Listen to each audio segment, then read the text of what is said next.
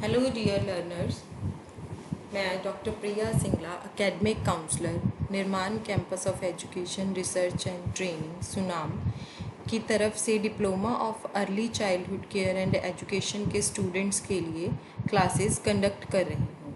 हमारा DECE 1 and 2 courses की classes चल रही हैं। DECE 2 की हमारी इससे पहले की जितनी भी क्लासेस हैं वो आपको निर्माण कैंपस सुनाम के YouTube चैनल पर मिल जाएंगी। आपकी कन्वीनियंस के लिए मैं हमारी ये जो क्लास है इसके डिस्क्रिप्शन बॉक्स में, जब आप क्लास को ओवर कर लेंगे उसके बाद आपको डिस्क्रिप्शन बॉक्स में सारे लिंक्स पहले की क्लासेस के मिल जाएंगे। हम पढ़ रहे थे इसमें हमारा मेजर न्यूट्रिशन प्रोग्राम्स। इसमें हम already nutrient deficiency control programmes को पढ़ चुके हैं, जो कि हमारे थे national prophylaxis programme for prevention of blindness due to vitamin A deficiency. Second था हमारा national nutrition anaemia control programme. Third है हमारा national iodine deficiency disorders control programme. उसके बाद हमारे थे फूड सप्लीमेंटेशन प्रोग्राम, जिसमें हमारे आते थे integrated child development services, mid day meal programme, applied nutrition programme, special nutrition programme, composite nutrition programme and Balwadi nutrition programme. हमने अप्लाइड न्यूट्रिशन प्रोग्राम तक ऑलरेडी पढ़ लिया है। अब आज हम स्टार्ट करेंगे स्पेशल न्यूट्रिशन प्रोग्राम।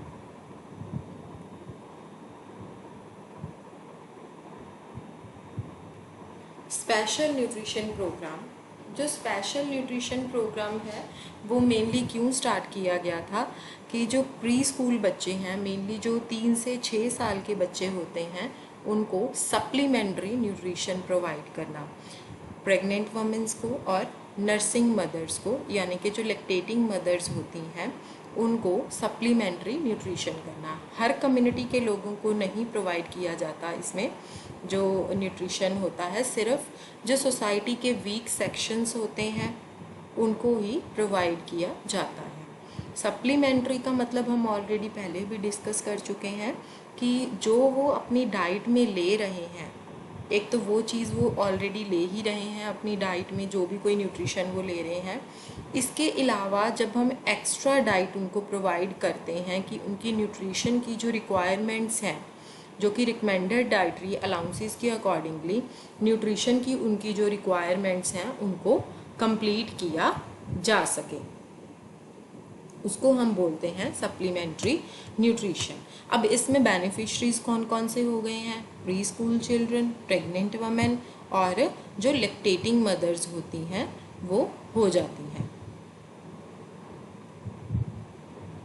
मेनली किस ग्रुप की होती हैं? जो कि सोसाइटी के वीक सेक्शंस जो होते हैं या पुअर कम्युनिटीज़ आप लगा सकते हो, उनको ये मेनली प्रोवाइड किया जाता है। अब जो स्पेशल न्यूट्रिशन प्रोग्राम है उसको कब लॉन्च किया गया था? 1970-71 ईयर सेशन में उसको लॉन्च किया गया था। किसने लॉन्च किया था? सेंट्रल सोशल वेलफेयर डिपार्टमेंट ने उसको लॉन्च किया था।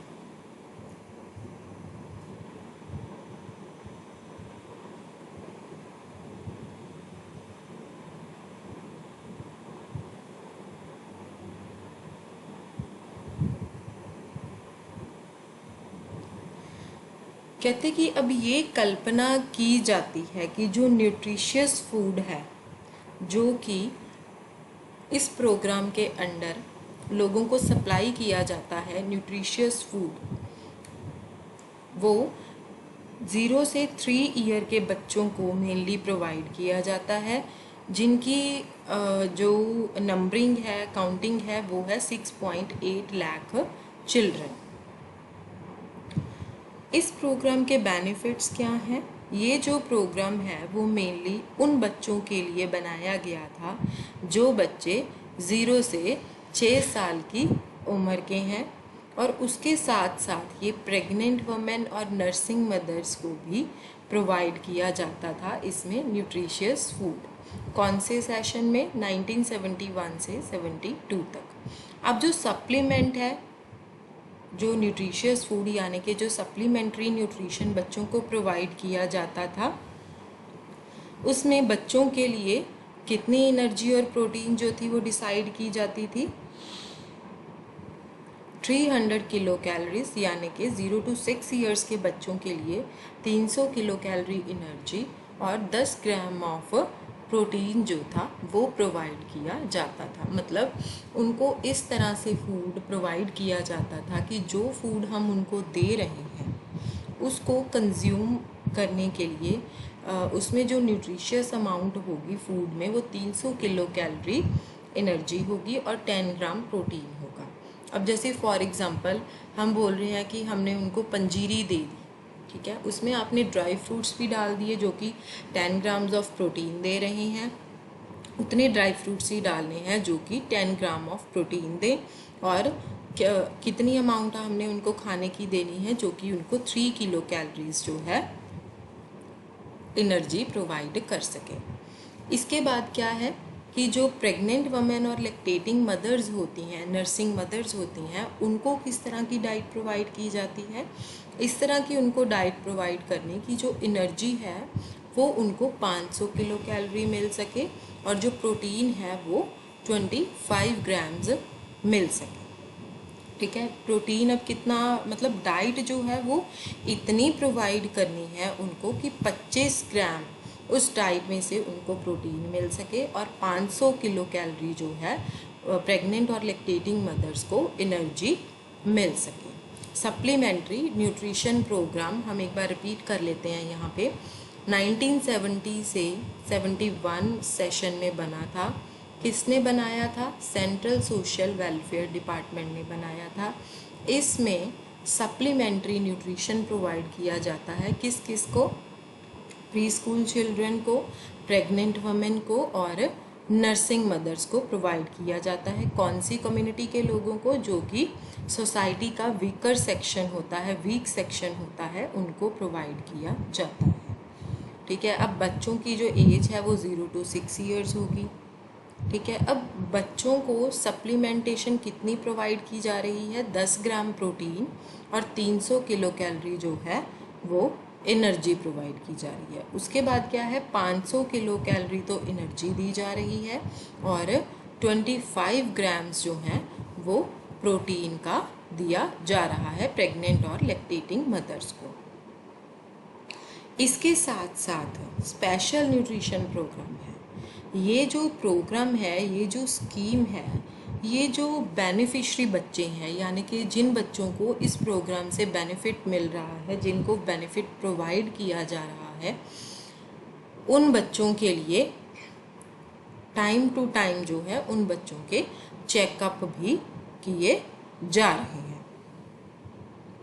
फीडिंग के साथ साथ क्या है, इन बच्चों के लिए जैसे हम न्यूट्रिशियस फूड इन बच्चों को सप्लाई कर रहे हैं, उसके साथ साथ क्या है, एफर्ट्स किए जा रहे हैं ताकि उनको इम्यूनाइजेशन भी प्रोवाइड की जा सके।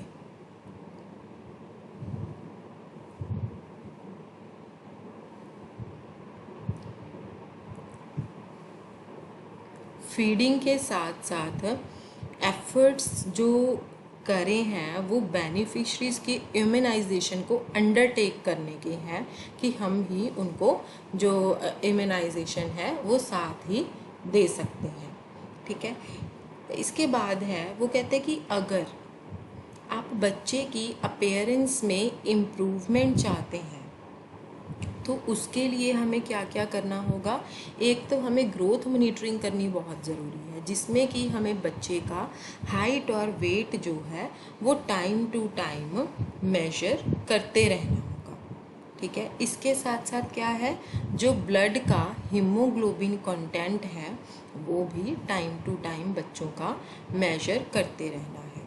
ठीक है, अब बच्चे की जो फीडिंग है वो एक साल में कितने दिन तक उनको जो न्यूट्रिशियस फूड है वो प्रोवाइड किया जाता है? 300 दिन।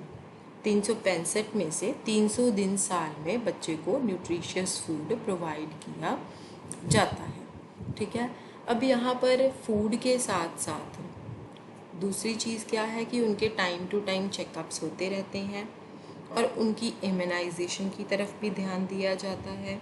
हीमोग्लोबिन कंटेंट भी और ग्रोथ को भी मॉनिटर किया जाता है टाइम टू टाइम।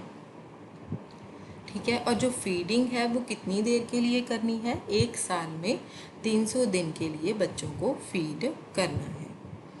अब ये प्रोग्राम जो है वो ये कल्पना करता है कि बहुत सारे फूड मटेरियल्स जिनका यूज़ किया जा रहा है वो किस अकॉर्डिंगली किया जा रहा है कि मार्केट में उसकी अवेलेबिलिटी है और थोड़ा आसानी से वो मिल सकता है। क्योंकि अगर हम जैसे सीजनल अवेलेबिलिटी की हम बात करें, अगर हम गर्मियों में पालक यूज़ करेंगे तो वो सीजनल वेजिटेबल नहीं है क्योंकि वो विंटर्स में मिलती है। ठीक है, अब पालक अगर हम गर्मियों में यूज़ करेंगे तो वो हमें महंगी भी मिलेगी और वो स्टोरेज वाली भी होगी।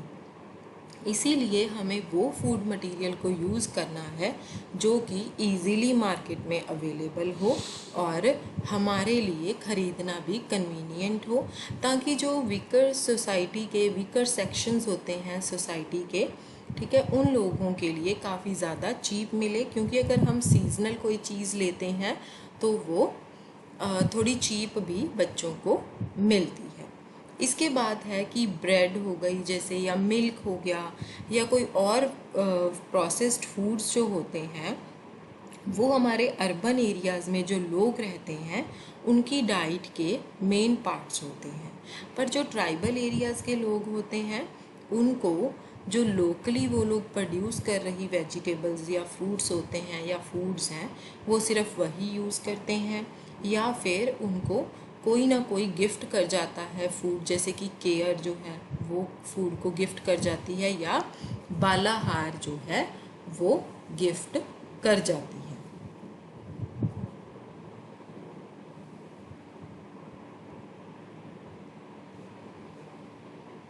केयर क्या है? Cooperative for assistance and relief everywhere.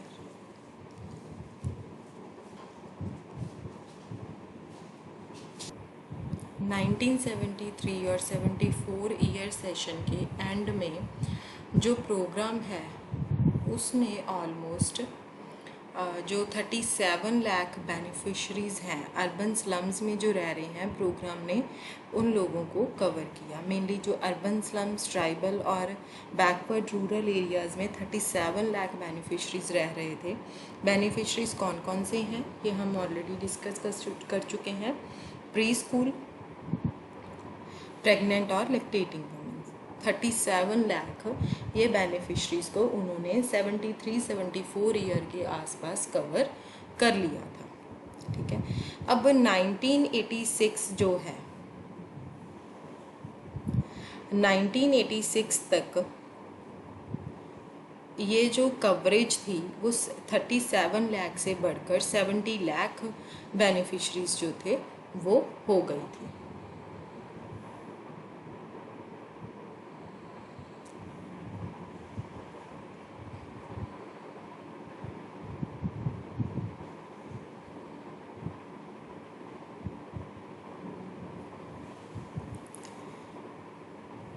Fifth जो प्लान था, जो 5 ईयर प्लान होता है हमारा, उस प्लान के ड्यूरिंग ये जो प्रोग्राम था ये स्टेट्स को ट्रांसफ़र कर दिया गया था और उनको ये रिक्वेस्ट की गई थी कि जैसे उन्होंने 1973 तक इसको अचीव किया था, लेवल को मेंटेन रखा था, वैसे ही आप भी लेवल को आगे मेंटेन रखेंगे अपने नॉन प्लान रिसोर्सेज से। पर ICDS के अंडर क्या था, एक्सपेंशन के लिए ₹13 करोड़ की प्लान प्रोविज़न जो थी वो बढ़ गई थी। जो स्पेशल न्यूट्रिशन प्रोग्राम के अंदर कवरेज थी वो कम हो गई थी बजट की। ठीक है, अब इसको ICDS के साथ ही कंबाइन कर दिया गया जब भी पॉसिबल हुआ। उसके बाद है कंपोजिट न्यूट्रिशन प्रोग्राम। ये जो कॉम्पोजिट न्यूट्रिशन प्रोग्राम है, ये कम्युनिटी डेवलपमेंट डिपार्टमेंट का एक फीडिंग प्रोग्राम था। ये रियलाइज़ किया गया था कि जो अप्लाइड न्यूट्रिशन प्रोग्राम है या बाकी के कोई और प्रोग्राम्स हैं, वो सिर्फ एक लिमिटेड एरिया को ही कवर करने के योग्य होंगे फोर्थ प्लान के थ्रू।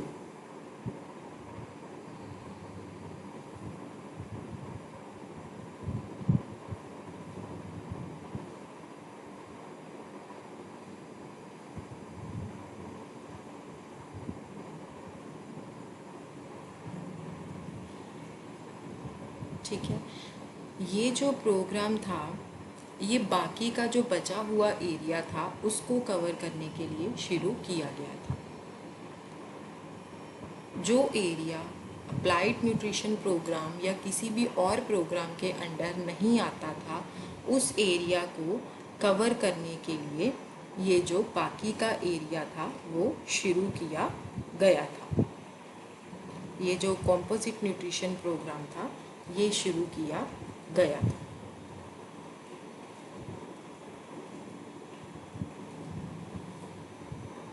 अब जो इस प्रोग्राम का कोर था, मतलब जो मेन उद्देश्य था इनका, वो क्या था कि न्यूट्रिशन एजुकेशन प्रोवाइड करना लोगों को। ठीक है, और उसकी जो एजुकेशन थी वो लोग अपनी लाइफ में उसको अप्लाई करें। डेमोन्स्ट्रेशन फीडिंग के थ्रू वो ये इंश्योर करते थे कि लोग न्यूट्रिशन एजुकेशन को अपने उसमें अप्लाई ज़रूर करें। ये जो प्रोग्राम था ये स्टेट गवर्नमेंट्स जो थी उनके द्वारा इम्प्लीमेंट किया गया था, ऑफिशियल और नॉन ऑफिशियल एजेंसीज दोनों के ही द्वारा।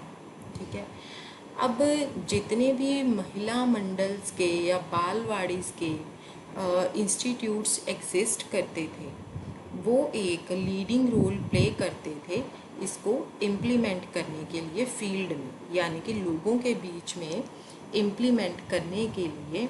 जो महिला मंडल्स और बालवाड़ीज़ थी उनके जितने भी इंस्टीट्यूट्स थे उन्होंने इसमें बहुत ही ज़्यादा इम्पॉर्टेंट रोल जो था वो प्ले किया।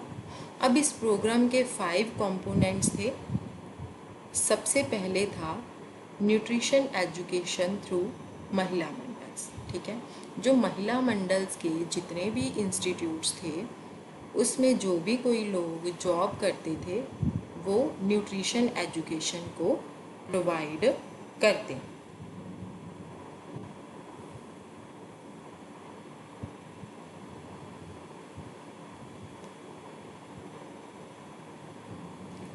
उनके द्वारा ही न्यूट्रिशन एजुकेशन जो थी वो प्रोवाइड करना ही उनका मेन उद्देश्य था। दूसरा ऑब्जेक्टिव उनका क्या है? Strengthening the supervisory machinery for women's programme.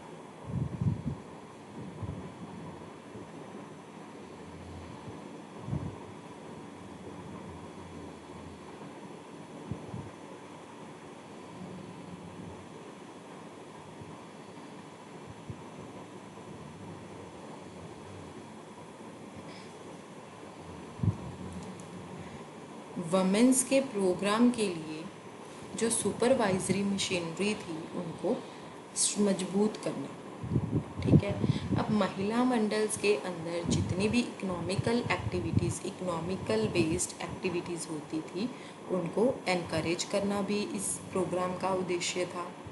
ठीक है, अब जितनी भी वुमेन वर्कर्स जो इस प्रोग्राम के साथ जुड़ी हुई थी लोगों को न्यूट्रिशन एजुकेशन देने के उसमें वो उनको भी ट्रेनिंग देना इनका मेन उद्देश्य था, और डेमोन्स्ट्रेशन फीडिंग देना भी इनका मेन उद्देश्य था। डेमोन्स्ट्रेशन फीडिंग में क्या आता है? डेमोन्स्ट्रेशन फीडिंग में आता है कि एक महीने में 25 दिन के लिए, डेली 25 दिन के लिए, हर रोज़ 25 दिन 80 वमेन और बच्चे कौन से, जो कि 0 से 5 साल की उम्र के हैं, उनको फीडिंग के लिए प्रोविज़न दी जाती थी। कहते कि जब ये प्रोग्राम अपने पीक पे था, उस टाइम पे क्या है, डेमोन्स्ट्रेशन फीडिंग कंपोनेंट जो था वो ये कल्पना करता था कि इसके अंदर हर दिन कम से कम 1.5 लाख बेनिफिशरीज को कवर किया जाए। पर जो स्कीम थी है ना, वो फील्ड में उसका जितना इम्पैक्ट सोचा गया था उतना इम्पैक्ट वो नहीं बना पाई। हो सकता है कि ये इसलिए ऐसा हुआ हो ताकि जो जो महिला मंडल के मेंबर्स थे वो ओरिएंटेशन प्रॉपर ना कर पाए हों, या फिर वो क्लोज मॉनिटरिंग की कमी की वजह से ऐसा हुआ हो, है ना। क्लोज मॉनिटरिंग किसकी, जो कि पर्सन्स इसमें इन्वॉल्व थे कम्युनिटी डेवलपमेंट प्रोग्राम्स में। उसके बाद है हमारा बालवाड़ी न्यूट्रिशन प्रोग्राम। अब जो बालवाड़ी न्यूट्रिशन प्रोग्राम है वो कब स्टार्ट हुआ था, 1970 से लेके 71 सेशन ईयर जो था उसमें बालवाड़ी न्यूट्रिशन प्रोग्राम जो था वो स्टार्ट किया गया था, ठीक है। और वो बालवाड़ी के थ्रू ही उसको ऑपरेट किया जाता था, या डे केयर सेंटर्स भी उसको ऑपरेट कर सकते थे। मेनली जो वॉलंटरी ऑर्गेनाइजेशंस होती थी वही बालवाड़ी न्यूट्रिशन प्रोग्राम को रन करती थी। अब जो सेंट्रल सोशल वेलफेयर बोर्ड था और जो नेशनल लेवल की वॉलंटरी ऑर्गेनाइजेशंस थी, जैसे कि Indian council for child welfare होगी, भारतीय अधमजाति सेवक संघ हो गया, नारायण सेवक संघ हो गया, ये सारी प्रोग्राम को इम्प्लीमेंट करने के लिए रिस्पॉन्सिबल थी। एक तो सेंट्रल सोशल वेलफेयर और ये सारी जितनी भी वॉलंटरी ऑर्गेनाइजेशंस थी, कैसे ये रिस्पॉन्सिबल थी प्रोग्राम को इम्प्लीमेंटेशन करने के लिए। इनको मिनिस्ट्री ऑफ सोशल वेलफेयर जो था वो ग्रांट इन एड देता था, उसकी हेल्प से ये लोग बालवाड़ी न्यूट्रिशन प्रोग्राम को ऑपरेट करने में सक्सेसफुल हो पाते थे, ठीक है। अब 5000 बालवाड़ीज़ हैं जिन्होंने इस प्रोग्राम को इम्प्लीमेंट किया। ये गवर्नमेंट ऑफ इंडिया की जो हमारी भारत सरकार है उसकी एक नॉन एक्सपेंडिंग और नॉन प्लान एक्टिविटी थी। एट प्रेजेंट क्या है कि इस स्कीम के अंडर कितने बेनिफिशरीज को कवर किया जाता है, 2.3 लाख बेनिफिशरीज को कवर किया जाता है। अब इसके ऑब्जेक्टिव्स क्या हैं, कहते इस प्रोग्राम का मेन ऑब्जेक्टिव ये है कि ये जो प्री स्कूल बच्चों की कैलोरीज की रिक्वायरमेंट है पूरे दिन की, उसका 1/3 पार्ट ये प्रोवाइड करते हैं, ठीक है। और जो प्री स्कूल बच्चों की प्रोटीन रिक्वायरमेंट है पूरे दिन की, उसका हाफ जो है वो प्रोवाइड करते हैं ताकि उनके न्यूट्रिशन को इम्प्रूव किया जा सके और हेल्थ स्टेटस को भी इम्प्रूव किया जा सके। उसके बाद इसमें आती हैं बेनिफिशरीज। जो बेनिफिशरीज हैं इसमें वो कौन कौन से हैं, प्री स्कूल के बच्चे जो कि 3 से 5 साल की उम्र के अंडर आते हैं, प्रेग्नेंट और एक्सपेक्टेंट मदर्स जो होती हैं वो इसके अंडर आती हैं। प्रायोरिटी जो है वो उन बच्चों को दी जाती है जो कि लो इनकम ग्रुप से बिलोंग करते हैं।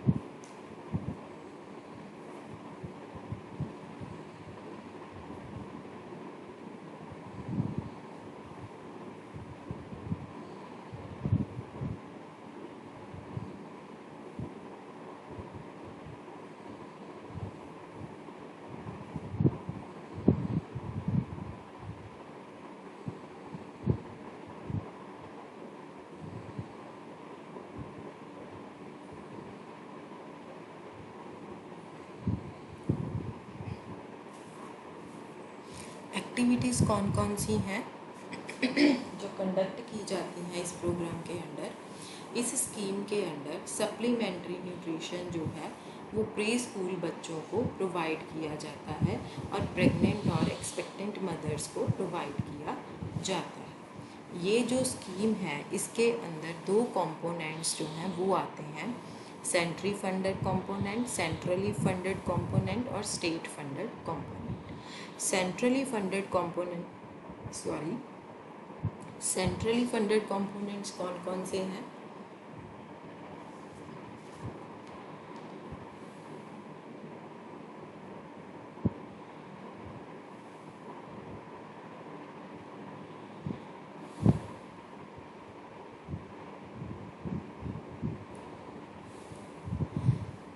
जो सेंट्रली स्पॉन्सर्ड WNP है यानी कि wheat based supplementary nutrition programme है ना, उसमें सप्लीमेंट्री फूड जो प्रोवाइड किया जाता है उसमें बच्चे को 300 कैलोरीज प्रोवाइड की जाती हैं और 10 ग्राम ऑफ प्रोटीन प्रोवाइड किया जाता है। जैसे हम पहले पढ़ चुके हैं कि बच्चे को जो इसके अंदर डाइट प्रोवाइड की जाती है वो इस तरह से प्रोवाइड की जाती है कि वो डाइट जो है वो उनकी 300 कैलोरीज और 10 ग्राम प्रोटीन की जो रिक्वायरमेंट है उसको कंप्लीट कर सके। इसके बाद है कि जो एक्सपेक्टेंट और नर्सिंग मदर्स होती हैं उनको इस तरह की डाइट प्रोवाइड की जाती है कि 500 कैलोरीज और 20 ग्राम्स ऑफ प्रोटीन उनको उस डाइट से मिल सके। या फिर उनको साथ में क्या दिया जाता है, हेल्प दी जाती है 75 कॉस्ट नॉम की। जो हमारी गवर्नमेंट इंडिया है वो 50 पैसे कंट्रीब्यूट करती है और जो बैलेंस्ड 25 पैसे हैं वो कंसर्न्ड स्टेटमेंट गवर्नमेंट्स जो हैं वो अपने आप ही पैदा करती हैं, मतलब वो इतना कंट्रीब्यूट करती हैं। उसके बाद है हमारा स्टेट फंडेड कंपोनेंट।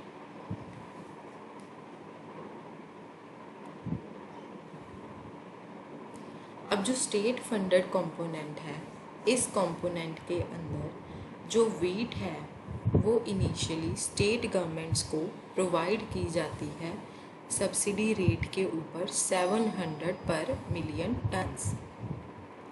ठीक है, उसके बाद क्या है, सप्लीमेंट्री न्यूट्रिशन प्रोवाइड किया जाता है बेनिफिशरीज़ को, जो कि बेनिफिशरीज स्टेट गवर्नमेंट द्वारा कवर किए जाते हैं किसी भी न्यूट्रिशन प्रोग्राम के अंडर।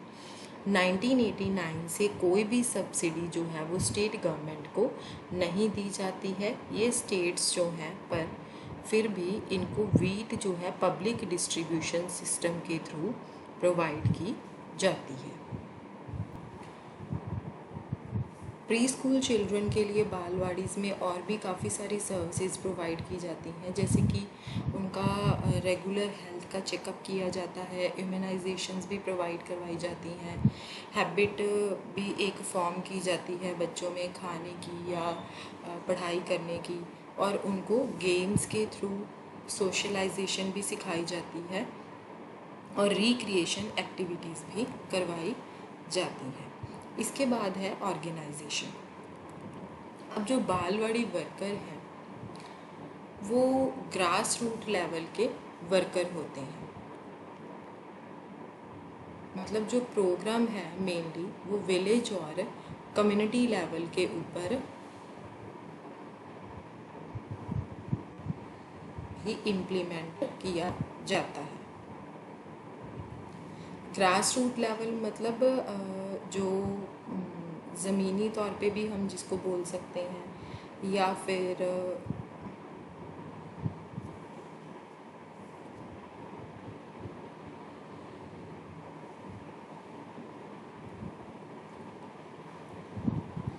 ग्रास रूट लेवल का मतलब होता है कि जो कोई भी कॉमन या ऑर्डिनरी पीपल है ना, उनके लेवल के ऊपर आके ही इस प्रोग्राम को ऑर्गेनाइज़ किया जाता है। इसमें बालवाड़ी वर्कर्स काम करते हैं, मेनली ये विलेज और कम्युनिटी लेवल के ऊपर जो है प्लान किया जाता है। अब इसके ऊपर अगर हम क्रिटिकल तरीके से थोड़ा सा देखें कि फंक्शनिंग क्या है प्रोग्राम की, तो ये डाउटफुल हो जाता है कि जो बालवाड़ीज़ के थ्रू फीडिंग प्रोग्राम्स प्रोवाइड किए जाते हैं वो बच्चों तक पहुंच भी रहे हैं या नहीं पहुंच रहे हैं, या जो भी इसके बेनिफिशरीज़ हैं वो उनके तक प्रॉपरली पहुंच भी रहे हैं या नहीं पहुंच रहे हैं। हो सकता है कि वो एक्सक्लूसिवली उनके थ्रू पहुंच रहे हों बट इंक्लूसिवली वहाँ पर नहीं पहुंचते हैं। इसीलिए इस प्रोग्राम को कंटिन्यू किया गया सिर्फ बालवाड़ीज़ में बच्चों की अटेंडेंस को मेंटेन करने के लिए। उसके बाद एक्सरसाइज 5 है आपकी समरी, और ग्लॉसरी जो है वो इसमें इंक्लूड हो जाती है।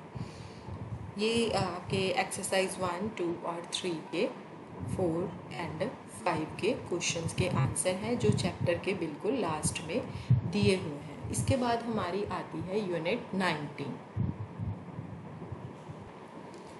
यूनिट 19 है हमारी मेजर हेल्थ प्रोग्राम्स। इसमें अब कौन कौन से हेल्थ प्रोग्राम्स हैं जो कंडक्ट किए जाते हैं? Mainly national immunisation programme, national family health welfare programme, national filaria control programme, national leprosy eradication programme, national programme for control of blindness, national AIDS control programme, national mental health programme, national diabetes control programme, national tuberculosis control programme, national malaria eradication programme, child survival and safe motherhood programme. इन सारे programmes को हम unit 19 में थोड़ा detail में पढ़ेंगे। Health programmes कहते कि पिछले 4 डिकेड से, जब से हमें इंडिपेंडेंस मिली है, थोड़ी सी प्रोग्रेस जो है वो इंडिया में अचीव हुई है, देखने को मिली है। उनकी पॉपुलेशन के मतलब जो इंडिया की पॉपुलेशन है उसके हेल्थ स्टेटस को प्रमोट करने में जो है इंडिपेंडेंस के बाद काफ़ी प्रोग्रेस हुई है।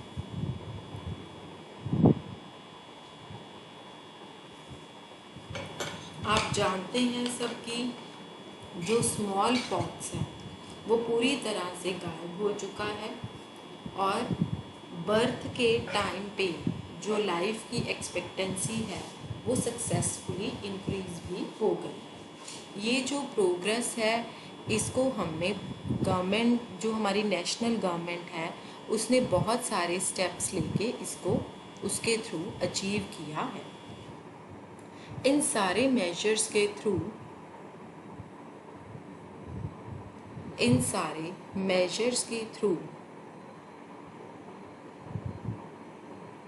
एक चीज़ क्या है मेन जो है कि ये जो जितने भी हेल्थ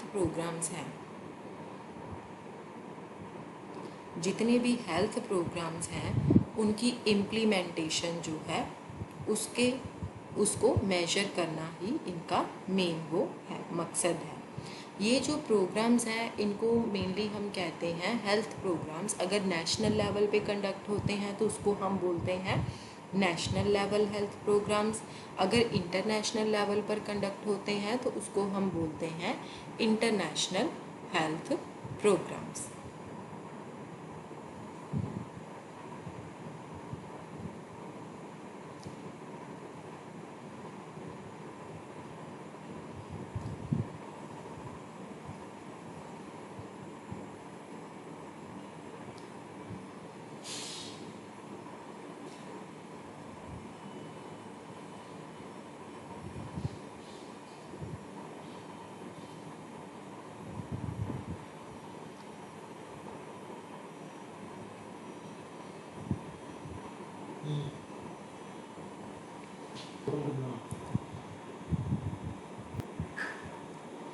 कहते कि क्या आप ऐसे कई प्रोग्राम्स के बारे में अवेयर हैं जो कि नेशनल लेवल पे भी चलते हैं और इंटरनेशनल लेवल पर भी चलते हैं।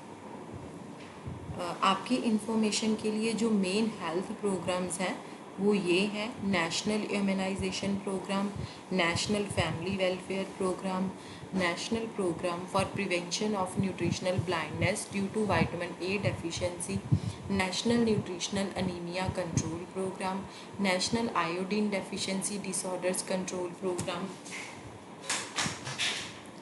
National filaria control programme, national programme for control of blindness, national AIDS control programme, national mental health programme, national diabetes control programme, national tuberculosis control programme, national malaria eradication programme, child survival and safe motherhood programme.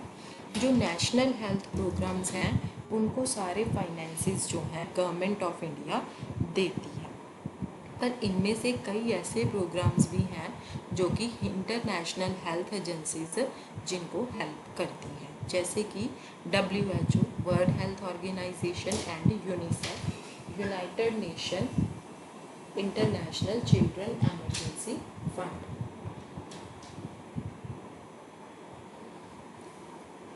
कहते कि अगर आपको याद होगा हमने हमारे पिछले unit में 3 नेशनल हेल्थ प्रोग्राम्स को डिस्कस किया है जो कि इस लिस्ट में दिए गए हैं। कौन से हैं? एक तो हमारा ये थर्ड वन ना, ये जो है national programme for prevention of nutrition blindness due to vitamin A deficiency.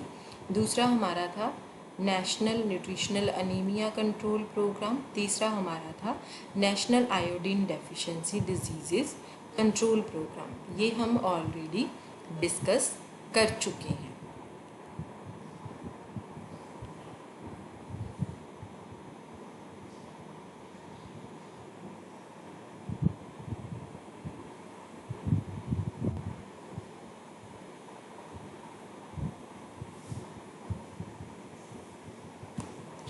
पहला है सबसे हमारा 19.2.1 that is national immunisation programme.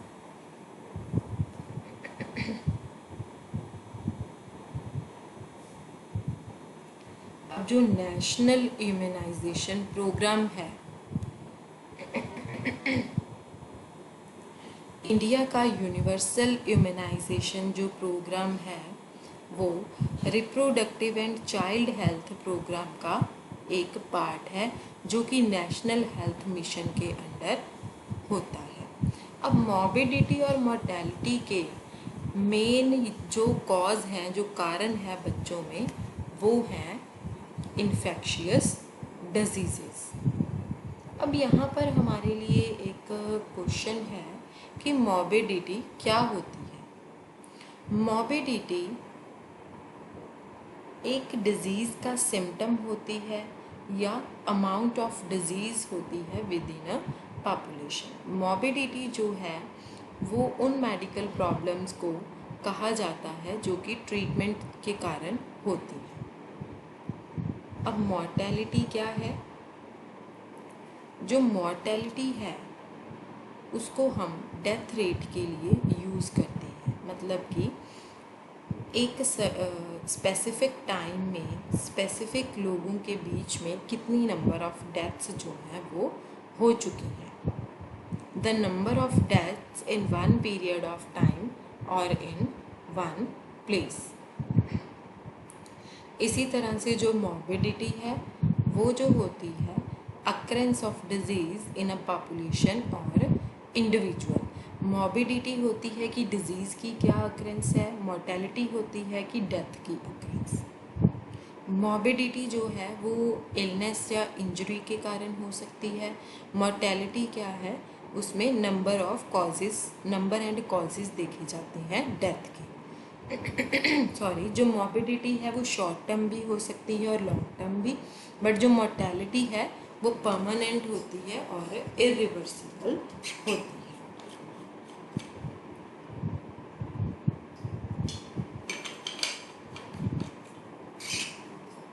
कहते कि इनके साथ साथ जो बीमार हो जाते हैं या जो मर जाते हैं, कई बच्चे अपनी लाइफ के लिए डिसेबल्ड हो जाते हैं by the complications following these disease.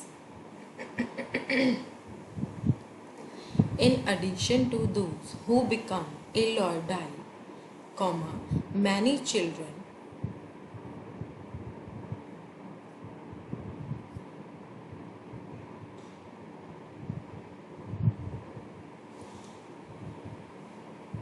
are disabled for life by the complications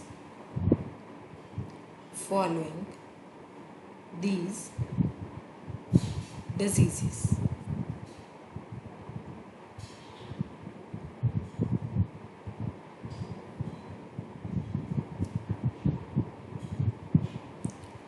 कहते कि बीमार होने या मरने वाले लोगों के अलावा बहुत सारे बच्चे जो हैं वो इन बीमारियों के बाद होने वाली कॉम्प्लिकेशंस के कारण ही अपनी लाइफ टाइम के लिए बिल्कुल ही डिसेबल्ड यानी कि अपाहज हो जाते हैं.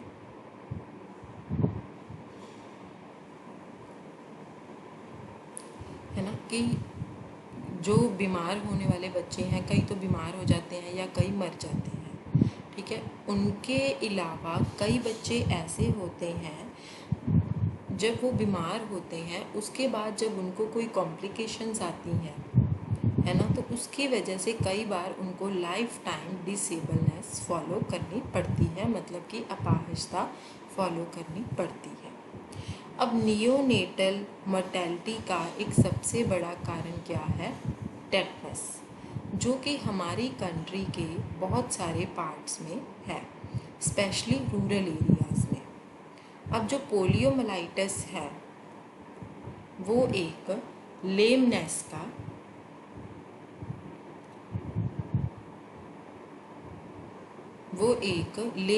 यानी कि जो लंगड़ापन होता है उसका एक मेन कारण होता है. बच्चों में मेन कारण होता है जिनकी उम्र 5 साल से कम की हो. बहुत सारे केसेस हैं डिप्थीरिया के, पर्ट्यूसिस के, टेटनस के, ट्यूबरक्लोसिस के, टाइफाइड के, जो कि हर साल में रिपोर्ट किए जाते हैं.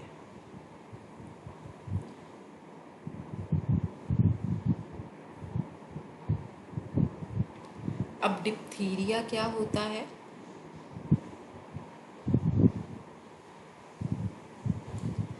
डिप्थीरिया है कि एक सीरियस बैक्टीरियल इन्फेक्शन होती है नोज़ की और गले की, जिसको कि वैक्सीनेशन के थ्रू प्रिवेंट भी किया जा सकता है. दूसरा है हमारा पर्ट्यूसिस. पर्ट्यूसिस क्या है? ये एक रेस्पिरेटरी ट्रैक्ट की इन्फेक्शन होती है जिसको हम वैक्सीनेशंस के थ्रू बचा सकते हैं. ठीक है, टेटनस हमें पता है क्या होता है, ट्यूबरक्लोसिस क्या होता है, फिर भी हम एक बार डिस्कस कर लेते हैं. टेटनस क्या है? ये एक सीरियस बैक्टीरियल इन्फेक्शन होती है जिसके कारण जो मसल स्पाज्म है वो हो जाता है या पेनफुल भी होती हैं मसल्स बहुत, और कई बार ये इसके कारण डेथ भी हो सकती है. इसके बाद है ट्यूबरक्लोसिस. ट्यूबरक्लोसिस क्या होता है? ये भी एक बैक्टीरियल इन्फेक्शन होती है जो कि मेनली लंग्स को अफेक्ट करती है या हमारी बॉडी के किसी भी पार्ट को अफेक्ट कर सकती है. इसके बाद टाइफाइड क्या होता है? टाइफाइड फीवर जो है वो एक बैक्टीरियल इन्फेक्शन होती है जो कि फूड और वाटर की, अगर फूड हम कंटेमिनेटेड फूड या वाटर कंज्यूम कर लें तो उसके थ्रू ये स्प्रेड होती है. बहुत सारे केसेस हैं जो कि साल में देखने को मिलते हैं. इंडिया में इन डिजीज़ के कारण हर साल 1.3 मिलियन बच्चे जो हैं वो मरते हैं, जबकि ये सारी चीज़ें जो हैं इम्यूनाइजेशन से इनको प्रिवेंट किया जा सकता है. अब जो इम्यूनाइजेशन का फुल कोर्स है ना, जैसे कि हमने देखा है कि बच्चे को बचपन से लेके, बर्थ से लेके जो लेट एज तक बच्चों को इम्यूनाइजेशन लगती है, अब जो उसका फुल कोर्स है उसकी कॉस्ट बहुत ही कम है, जो कि बच्चों को बहुत सारे डिजीज़ से बचाती है, जैसे कि मीज़ल्स हो गए, diphtheria, whooping cough, tetanus, tuberculosis, polio, है ना। क्योंकि गवर्नमेंट इन प्रोग्राम्स को बहुत ही कम पैसों में लगाती है, या कई इंजेक्शन्स ऐसे हैं जो कि वो बिल्कुल फ्री ही लगाते हैं।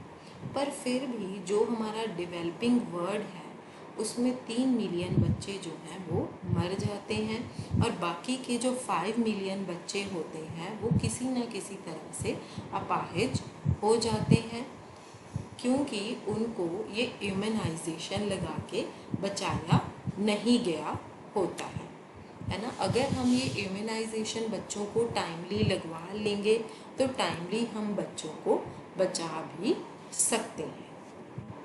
उसके बाद है इंफ्रास्ट्रक्चर। जो गवर्नमेंट ऑफ इंडिया है उसने यूनिवर्सल इम्यूनाइजेशन प्रोग्राम को स्टार्ट किया था 1986 में। नेशनल इम्यूनाइजेशन प्रोग्राम को हम और क्या बोल सकते हैं? Universal immunisation programme. इसके अब ऑब्जेक्टिव्स क्या हैं? इसका ऑब्जेक्टिव मेन है कि बच्चों में मॉर्टेलिटी और मॉर्बिडिटी को कम करना इम्यूनाइजेशन के थ्रू। जितने भी एलिजिबल बच्चे हैं या प्रेग्नेंट वुमेन्स हैं उनको अगर हम इम्यूनाइज करवाएंगे तो अपने आप से ही मॉर्बिडिटी और मॉर्टेलिटी के चांसेस कम हो जाते हैं। ये जो इम्यूनाइजेशन होती है, चाहे कोई कॉमन इन्फेक्शियस डिजीज़ है, चाहे कोई डेंजरस इन्फेक्शियस डिजीज़ है, उसके अगेंस्ट जो है वो लगाई जाती है 2000 AD तक। ये जो प्रोग्राम है ये रूरल एरियाज़ में इम्प्लीमेंट किया गया है। ठीक है, किसके थ्रू इम्प्लीमेंट किया गया है? क्योंकि रूरल एरियाज़ में प्राइमरी हेल्थ सेंटर्स होते हैं, जहाँ पर प्राइमरी हेल्थ सेंटर्स के कोई इंफ्रास्ट्रक्चर ऑलरेडी अवेलेबल है ना, वहाँ पर ही ये प्रोग्राम को मेनली इम्प्लीमेंट किया गया है।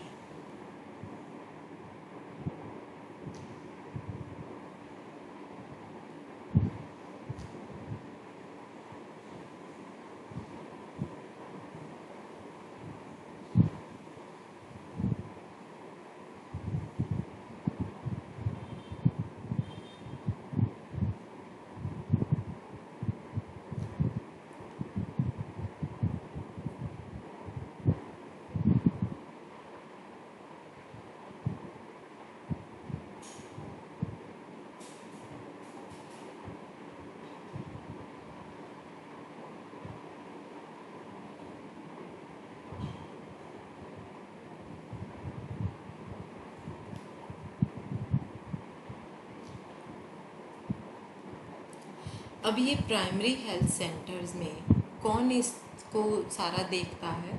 जो मल्टीपर्पज़ हेल्थ वर्कर्स होते हैं, या वहाँ पर कोई ट्रेंड दाइज होती हैं, या कोई हेल्थ गाइड्स होते हैं, उनको वहाँ पे अपॉइंट कर दिया जाता है।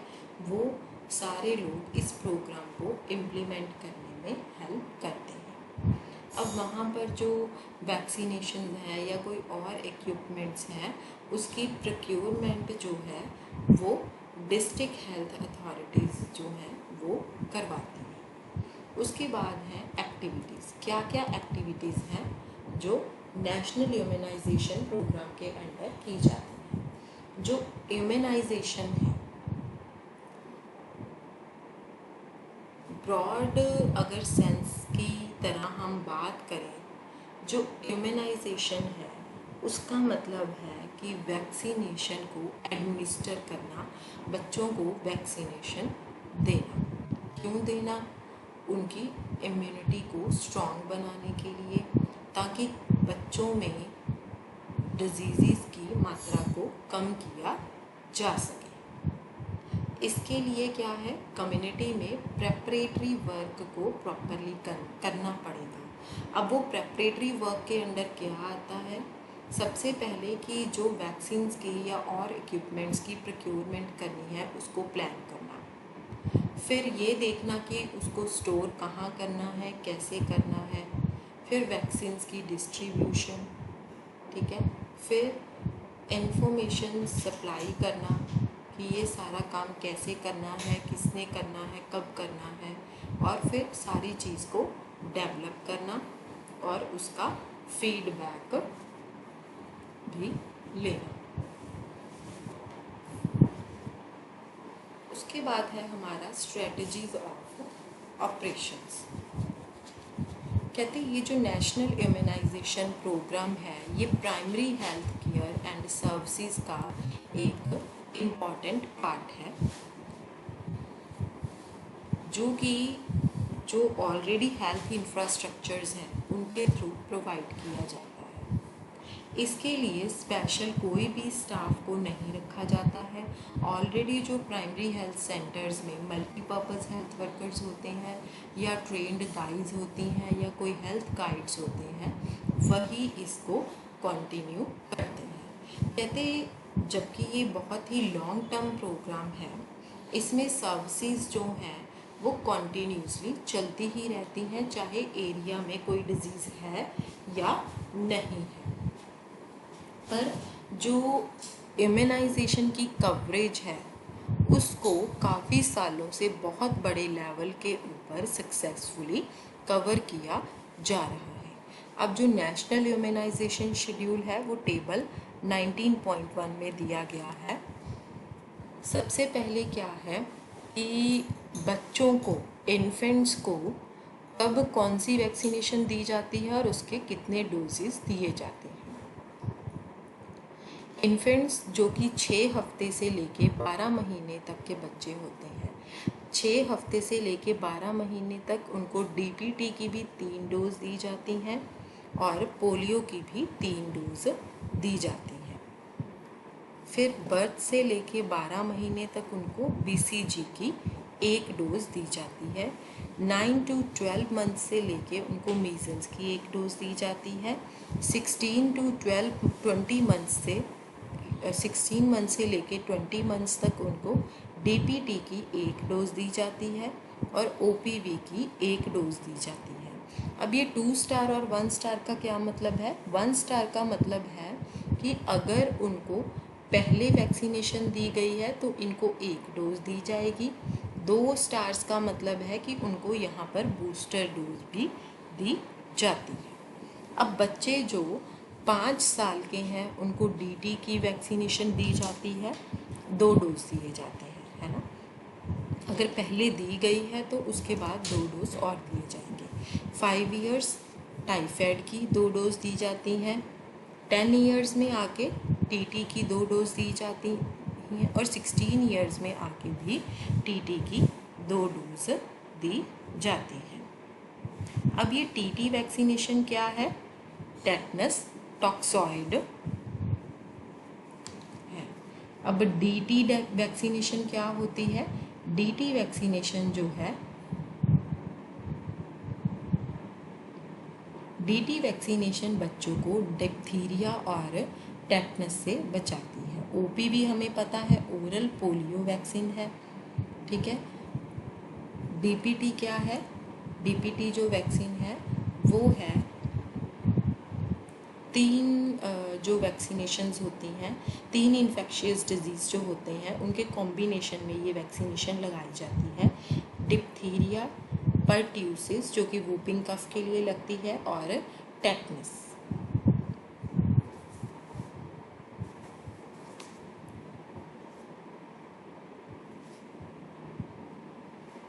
बीसीजी वैक्सीनेशन क्या होती है? Bacillus Calmette Guerin vaccination. ये जो बच्चों को ट्यूबरक्लोसिस या और कोई माइकोबैक्टीरियल इन्फेक्शंस होती हैं उससे बचाती है। हम ऑलरेडी वैसे इम्यूनाइजेशन शेड्यूल बच्चों का पढ़ चुके हैं। हमारा जो DEC 1 का मैनुअल है उसमें यूनिट 7 में 12 और 17 में पढ़ चुके हैं। जो प्रेग्नेंट वमेंस हैं उसमें कौन कौन सी वैक्सीनेशंस लगती हैं, उसमें वो हम BEC 2 के यूनिट 10 में ऑलरेडी पढ़ चुके हैं। TT, DPT, BCG ये किसके अगेंस्ट प्रोवाइड की जाती हैं मैंने अभी भी आपको बता दिया है, पर आप यूनिट 10 में जाके भी एक बार दे सकते हैं। जो BCG वैक्सीनेशन है वो ट्यूबरक्लोसिस के अगेंस्ट प्रोवाइड की जाती है ताकि ट्यूबरक्लोसिस इन्फेक्शन से बचा जा सके।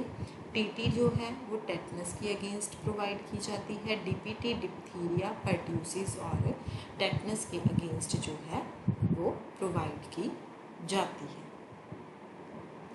वैक्सीनेशन सेशंस जो हैं वो किस तरह से चलते हैं, जो गवर्नमेंट के शेड्यूल्स हैं या तो डेली ऑर्गेनाइज किए जा सकते हैं या बाई वीकली या फोर्टनाइटली या मंथली। ये डिपेंड करता है कि क्लिनिक की अटेंडेंस के ऊपर, क्लिनिक में कितने लोग आते हैं उसके ऊपर डिपेंड करता है कि जो वैक्सीनेशन है वो कैसे लगाई जाएगी।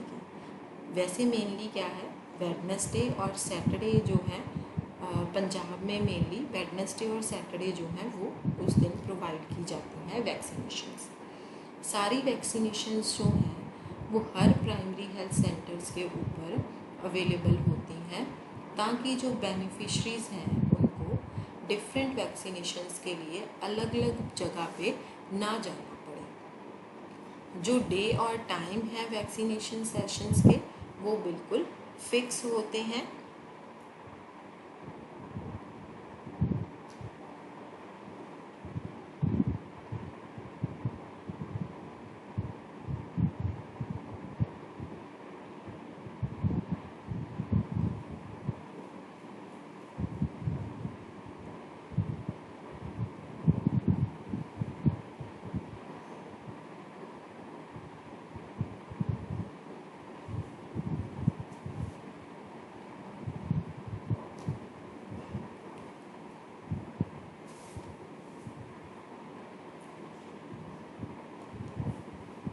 जो डे और टाइम है वैक्सीनेशन सेशंस का वो बिल्कुल फिक्स होता है और हर जगह पे डिस्प्ले किया जाता है। ऐसे नहीं है कि किसी दिन मंडे लगी सेंटर में जाके, किसी दिन ट्यूसडे लगी। जैसे मैंने आपको बताया वेडनेसडे और सैटरडे जो है वो पंजाब में फ़िक्स है। मेनली सैटरडे ही लगाई जाती है पंजाब में, पर कई जगह पर वेडनेसडे और सैटरडे दोनों जगह भी लगाई जाती है। ये जो एफ़र्ट्स किए जा रहे हैं सेशंस को रेगुलरली मेंटेन के, ये इसलिए किए जा रहे हैं ताकि जो वैक्सीनेशन है वो हर बच्चे को प्रोवाइड की जा सके और बच्चों को इन्फेक्शियस डिजीज़ से बचाया जा सके। अब जो हमारी इंडियन गवर्नमेंट है उसने गोल्स को सेट किया है कि वो कम से कम 85% बच्चों को 2000 ईयर AD तक इस इम्यूनाइजेशन प्रोग्राम के अंडर कवर कर लेंगे। पर प्रेग्नेंट वमेन की 100%, but by the turn of century 100% जो प्रेग्नेंट वमेंस हैं वो टेटनस टॉक्सॉइड इम्यूनाइजेशन के अंडर उनको एक्सपेक्ट किया गया कवर करने के लिए। करंटली क्या है, 50 से 60% बच्चे जो हैं उनको इम्यूनाइज़ कर दिया गया। अब पुअर कवरेज हुई है क्योंकि सिर्फ हाफ ही परसेंटेज जो है उसको कवर किया गया है। इसके पीछे कारण क्या हो सकता है? रीजंस फॉर पुअर कवरेज, सबसे पहले है lack of accessibility. Lack of accessibility क्या है? वैक्सीनेशन की इतनी पुअर कवरेज का एक रीज़न ये है कि जो विलेजेस हैं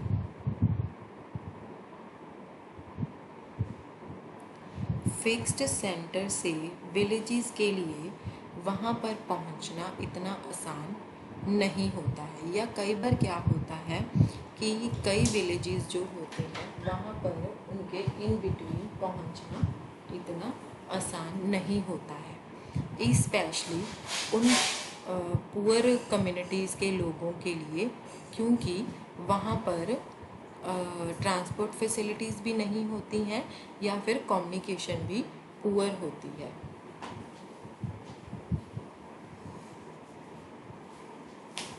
कम्युनिकेशन भी पुअर होती है, क्योंकि जो पुअर कम्युनिकेशन के कारण और ट्रांसपोर्ट फैसिलिटीज़ के कारण लोग वहाँ पर नहीं पहुँच सकते हैं।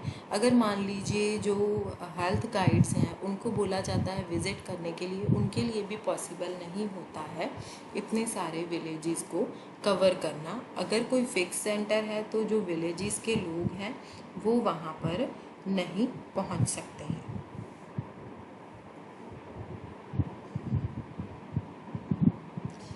ऐसे केसेस में क्या है कि अरेंजमेंट्स जो हैं वो इस तरह से करने की ज़रूरत है कि वैक्सीनेशंस को कैरी किया जाए और जो बाकी के सारे इंस्ट्रूमेंट्स वगैरह होते हैं या इक्विपमेंट्स हैं उनको कैरी करके विलेजेस को सप्लाई किया जाए और एक साइट को चेक करके सेशंस को ऑर्गेनाइज किया जाए, है ना।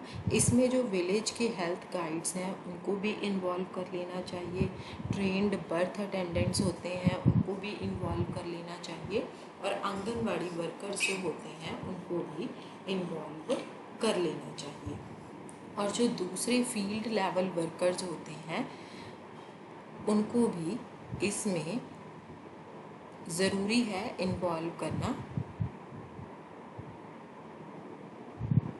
उनको भी ज़रूरी है इसमें इन्वॉल्व करना ताकि जो प्रोग्राम है उसको सक्सेसफुली कंडक्ट किया जा सके।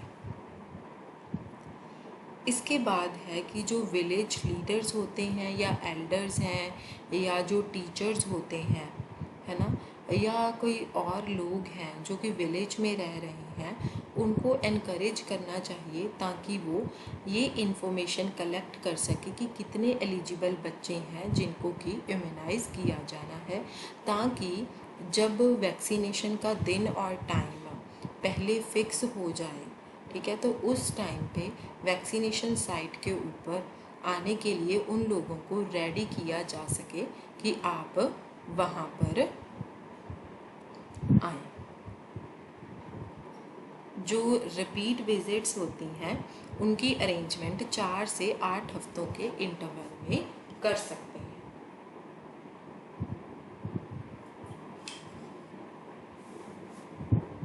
इसके बाद है lack of adequate community participation. Community participation भी कई बार प्रॉपरली नहीं हो पाती है। वो क्यों?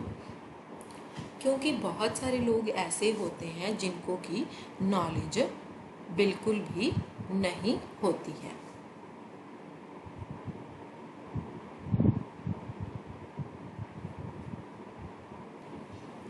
जब लोगों को डिजीज़ के बारे में नॉलेज नहीं होती है तो उनको ये भी नहीं पता होता कि इनको आप लोग इम्यूनाइजेशन के थ्रू प्रिवेंट कर सकते हो। कई लोगों के अपने कल्चरल बिलीव्स होते हैं जो कि एक्सेप्टेबिलिटी को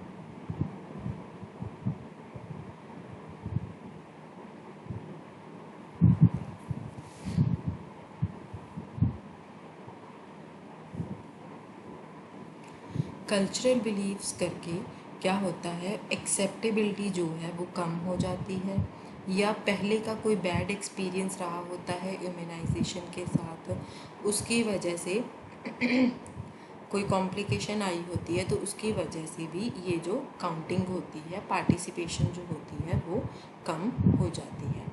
कई बार क्या है, मदर्स को टाइम या जगह या इम्यूनाइजेशन के दिन के बारे में ही नहीं पता होता कि कब बच्चे को इम्यूनाइजेशन करवाना है। या कई बार क्या होता है उनके घर के काम के साथ जो इम्यूनाइजेशन वाला टाइम होता है वो क्लैश करता है। मतलब जब हेल्थ वर्कर्स इम्यूनाइज करने के लिए आते हैं तब उनके पास टाइम नहीं होता, या फिर जो फील्ड्स होते हैं वो उनमें काम में बिज़ी होती हैं। कम्युनिटी पार्टिसिपेशन जो है वो बहुत ज़्यादा इम्पॉर्टेंट है अगर हमने किसी भी वैक्सीनेशन कैंपेन को सक्सेसफुल बनाना है, और हर एफर्ट जो है वो किया जाना चाहिए इस चीज़ को पूरा करने के लिए। जो कम्युनिटी का लीडर है उसको प्रेग्नेंट वुमेन और बच्चों को टाइमली इन्फॉर्म करना चाहिए कि आज जो है इम्यूनाइजेशन लगनी है, तो ये अर्जेंट है कि आप लोग आज ही आके अपनी वैक्सीनेशन को लगवा लीजिए। इसके साथ साथ क्या है, जो वर्कर हैं उन लोगों को एडवांस में बेनिफिशरीज़ को इन्फॉर्म कर देना चाहिए। जब उनके डर हैं या उनके कोई मिसकंसेप्शंस हैं उनको हेल्थ एजुकेशन दे के या कोई ग्रुप डिस्कशंस करके रिमूव कर देना चाहिए। कई बार क्या होता है कि लोकल लीडर्स या महिला मंडल्स होते हैं उनकी इन्वॉल्वमेंट ही इस चीज़ को काफ़ी यूज़फुल और सक्सेसफुल बना देती है। अब जो इनएडिक्वेट रिकॉर्डिंग सिस्टम होता है उसकी वजह से भी वैक्सीनेशन जो है वो नहीं प्रॉपर कवर हो पाती है।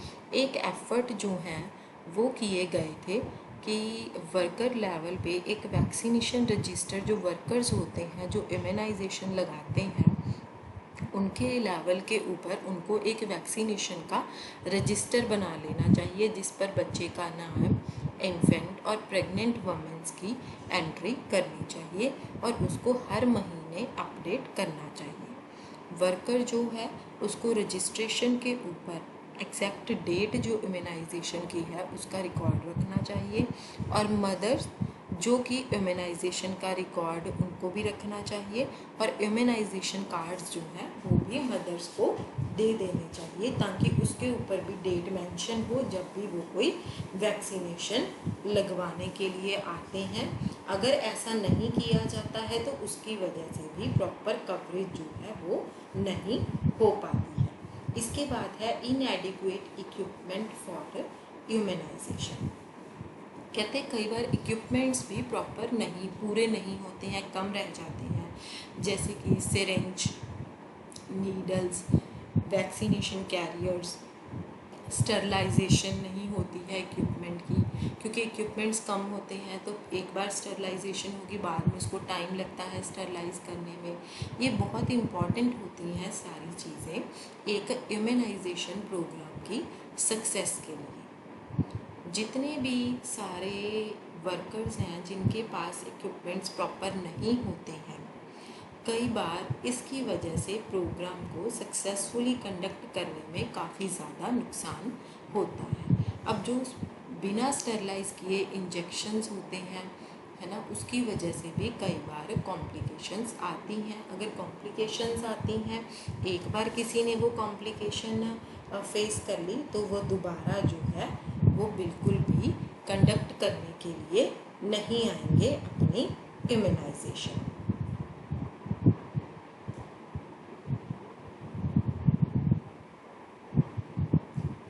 इसके बाद है हमारा नेशनल फैमिली वेलफेयर प्रोग्राम। जो नेशनल फैमिली वेलफेयर प्रोग्राम है वो हम अपनी नेक्स्ट क्लास में कंटिन्यू कर लेंगे। आज की हम ये जो क्लास है वो हम यहीं पर ही ओवर कर लेते हैं। आज हमने टोटल जो है वो 11 हमारे हेल्थ प्रोग्राम्स को कवर करना है, ठीक है।